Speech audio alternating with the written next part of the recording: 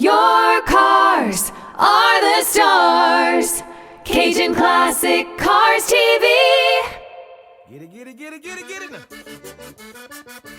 Cajun Classic Cars TV back in Lafayette with William from Acadiana Gear Heads Car Club. Today, William, what do you got for us? What gem do you have for us, man? Well, I have a real gem for you today. It's a 1923 Model T street rod. Back in Lafayette, we're here to tell you the story of the Bucket T. Once upon a time in post-war America, a new kind of car culture was taking shape. The war was over, the economy was booming, and young men were itching to go fast. They began building cars out of junkyard parts, lighter, faster, and louder than anything Detroit had ever built. Out of this movement came the T-Bucket, short for the Model T Bucket, a nickname for the stripped-down, customized hot rods made from the Ford Model T Roadsters of the 1910s and 20s. One of the most iconic versions of the T-Bucket came from hot rod pioneer Norm Grabowski in the 1950s. His T-Bucket, known as Kookie's Car, was featured on the TV show 77 Sunset Strip. 77 Sunset Strip. In 1964, singing duo Jan and Dean added to the legend with their rock and roll hit, Bucket T. Bucket T is a tale of freedom, rebellion, and the thrill of speed, told through steel, smoke, and style. It's built after a fashion that my dad would have built. This car is a collection of parts from different vehicles. You see, my dad grew up during the Depression. Right. When they needed a car, they had to go to a salvage yard, junkyard, whatever was available, get a body, get a frame, get an engine, put it together, and that's what they drove. I mean, they couldn't afford anything else. So this is basically about the only thing that's actually 1923 is the title. The frame, the front axle, and the body were made by Total Performance. The body is fiberglass, and it's a recreation of the pickup body that was available back on the Model T, and it looked like a big bucket, so that's why they call them a T-Bucket. So that's the history behind that. But this one has a little pickup box molded in, which wouldn't have been on the original. But this is the original hot rod. The old school guys like my dad would take one like this and take a Model A 4-cylinder, put it in there, and shave the head and maybe get a little bit more compression out of it, do a few things to it, and see how fast it would go. They would take the fenders off, lighten the body up. And this particular car is a conglomeration of different parts, just like they would have done back in the day. In fact, the front axles, the front spindles, axles, brakes are made by Willwood, which is an aftermarket company that makes disc brakes. The actual tube axle itself is from Speedway Performance. The headlights are from a Model A. Remember, this is a Model T. So I adapted some Model A headlights to the frame. The turn signals are from a motorcycle. The engine is from a 1980 Corvette. That was the only year they put a 305 in a Corvette, and only in one state. And what year was that again? 1980. Okay. In California. That was because of the pollution and the energy crisis and all that sort of thing. They only put 305s in a Corvette 1 year and in one state. And if you look at the identifying marks on this engine, that's what you'll find. Well, William, you were talking about your dad having to go to places, salvage yards, to find parts. But during that era, I mean, you know, what do they say? Necessity is the mother of invention. Exactly. And I know a lot of guys came back after hot rods. A lot of the hot rods came back from after World War II. Guys wanted to start messing around with cars. They were finding parts and putting them together. And thus, that's why we ended up with hot rods and little deuce coupes and stuff like that. It's that post-war era. And because of that, we end up with great cars like you've got right here. Yeah, and if you want to continue on that path, these front wheels and tires right here were given to me. They are from a 1949 Ford shoebox. These are the actual wheels that were on that car. Tell us a shoebox. Tell us a little bit about what that means. Well, the 49 Ford was a new body style that Ford had come out with post-war, and it was slab-sided. It didn't have external fenders like the earlier cars, and so they said it resembled a shoebox, and so the name stuck. Well, Brian, furthermore, if you look at the car really close, you'll see it has a Mustang rear end. That rear axle assembly is the same rear axle assembly that was available on the Mustang you just took a video of. Right. So that is what they call the Ford 8-inch. It's not an 8.8, it's an 8-inch. It resembles a Ford 9-inch in the fact that the whole differential assembly bolts in through the front, and then the axles go in. But it's a smaller version of the Ford 9-inch.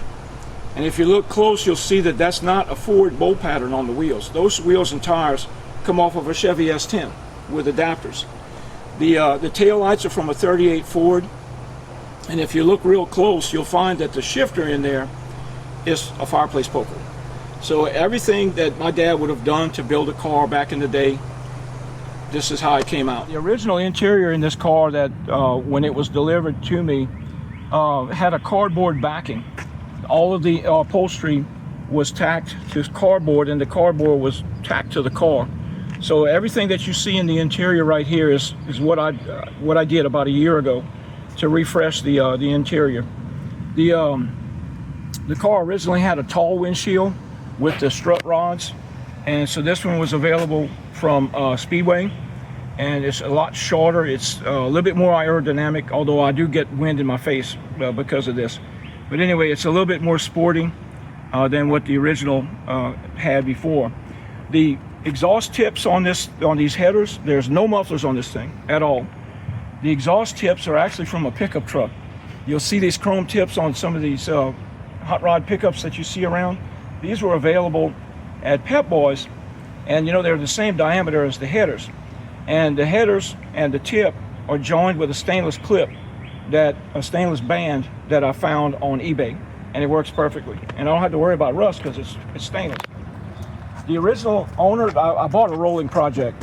This was a rolling project, but he did this right here, this woodwork. And when you take this off, there's a 5-gallon fuel cell under here for the gas. Again, it has early model tail lights, and because I'm getting old and I don't easily get in, this thing has no doors, so I have to use this step plate to get in and out. It is retrofitted with turn signals. The wiring harness in this vehicle is from a 1972 Chevy Impala. So everything in the wiring system on this vehicle is 1972 Chevrolet. How much of this stuff did you do yourself? About 65% of it. As mentioned, I bought a rolling project. And how long has it taken you to get to where we are now? Oh, well, it's kind of an ongoing project. I've owned the car for 10 years. I got the car running and driving in the first year, but then I've added quite a bit of things to it, like the wheels and tires, the headers, the headlights, the interior, parts of the engine. And some of the parts of the engine are starting to show their age because it's starting, like the chrome oil pan is starting to rust. So that's going to have to be replaced or re-chromed or something along those lines. Another interesting part about it is when we were putting the car together, we would go, it was at my house in Opelousas. We had the car into the carport, and my little grandson, who was 3 at the time, saw us going in the house, grabbing a box, and coming outside, putting parts on the car. And this went on for most of the day. Well, he started going in the house and coming out with some of his toys. He came out with a lizard, and he's like, "Pawpaw, here." And I'm like, okay, he's trying to help. So what am I gonna do? Well, you're gonna see in a subsequent picture that I put a long all-thread rod on top of the air cleaner. I drilled a hole in the little lizard, and it's a permanent fixture to the car right now. He's so old now, he doesn't remember that. But this was done in honor of him because he was trying to help put the car together. Does the lizard have a name? Well, it's called Rayford, because that's his name. That's my grandson's name. That's Rayford the lizard. It's short, and we call it Ray for short. You want to go for a ride? Let's do it. All right.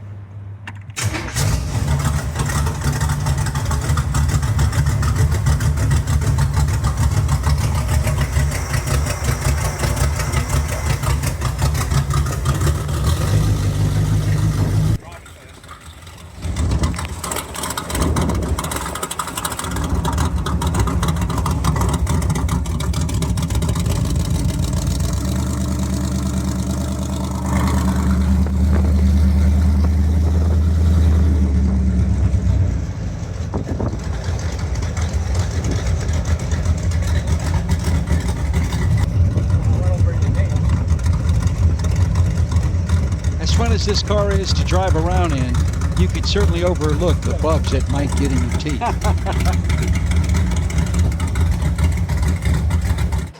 Okay, let's see if this old man can get out without hurting himself. How's your insurance?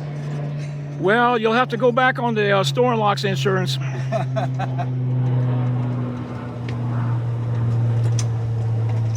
Hey, I made it. There you go. Oh, wait, we're being photobombed by a turtle. With all that rain.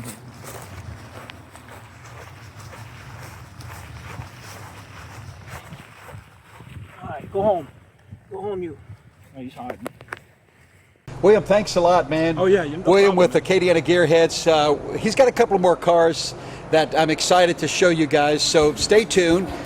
Check on Facebook and, of course, our website, www.CajunClassicCarsTV, to find out about William's future rides that we're going to focus on, as well as some great car shows that we've got coming up. Share all of our content. Thank you for riding on the roads with us at Cajun Classic Cars TV.